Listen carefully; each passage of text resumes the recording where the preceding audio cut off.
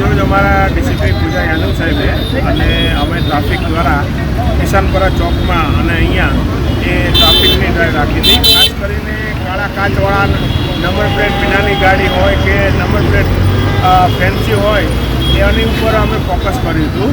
કારણ કે આવી જે ગાડીઓ હોય છે કાળા કાચવાળી એ ઘણી વખત ગુનામાં પણ વપરાતી હોય છે.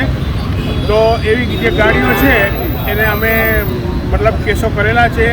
જે ગાડીમાં નંબર પ્લેટ નહોતા અને કાળા કાચ હતા એવી 2 ગાડી છે એ અમે ડિટેન પણ કરી છે. આપને ભલામણનો દોર પણ શરૂ થયો હતો શું? કોની કાર છે?